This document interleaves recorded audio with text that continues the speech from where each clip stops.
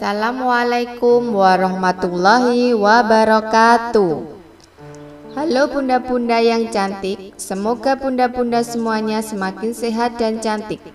Selamat datang di channel TK Modern Miftahul Jannah.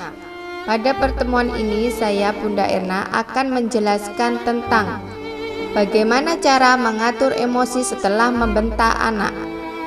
Sebelumnya, bagi Anda yang belum subscribe, silahkan subscribe dahulu. Dan bagi yang belum tekan tombol lonceng, silahkan tekan tombol lonceng. Jangan lupa like dan share. Bunda-bunda yang cantik, jika orang tua kehilangan kesabaran dan kelepasan membentak anak, jangan terbawa emosi. Menahan diri untuk tidak membentak dapat mencegah timbulnya perilaku buruk dari anak akibat terlalu sering dibentak. Berikut cara mengatur emosi setelah membentak anak. 1. Tarik napas dalam-dalam. Setelah kelepasan membentak atau menyakiti hati anak, tarik napas panjang paling sedikit 3 kali. Hindari mengeluarkan kata-kata yang membuat anak semakin merasa sakit hati. Ketika sedang dilanda emosi, tubuh Anda jadi lebih tegang. Tanda-tandanya berupa napas pendek-pendek, otot-otot menegang, jantung berdebar dengan hebat. Menarik napas dalam-dalam bisa membantu tubuh lebih rileks sehingga bisa berpikir lebih jernih. 2. Minta maaf dan bertanggung jawab. Jangan malu untuk meminta maaf pada anak jika Anda terlanjur membentaknya. Secara tidak langsung, Anda sedang memberi contoh dan mengajarkan anak untuk meminta maaf serta bertanggung jawab atas perbuatannya.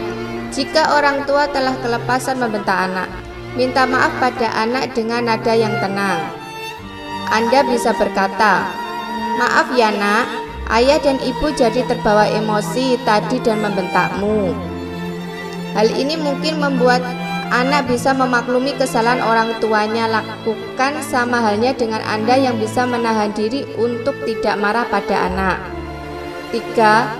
Mulai kembali pembicaraan dengan tenang. Ketika orang tua membentak, anak tidak akan sepenuhnya memahami isi perkataan Anda.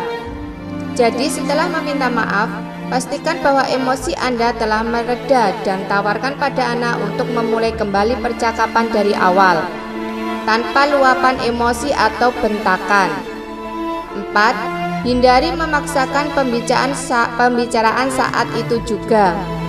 Apabila orang tua tidak berhasil menenangkan diri, hindari memaksakan diri untuk menyelesaikan pembicaraan dengan anak saat itu juga. Ambil jeda saat tentukan waktu yang Anda butuhkan agar ketegangan antara orang tua dan anak tidak berlarut-larut.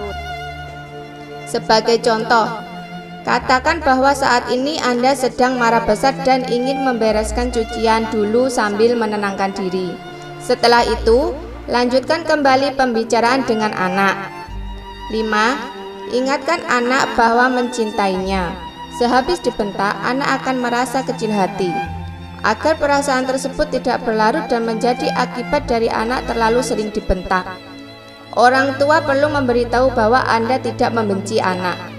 Penting bagi orang tua untuk mengingatkan anak bahwa Anda mencintai mereka dan hanya sedang merasa lelah dan penuh emosi. Demikian penjelasan hari ini. Jika tubuh bisa terluka oleh benda tajam, maka hati bisa terluka dengan kata-kata yang menyakitkan.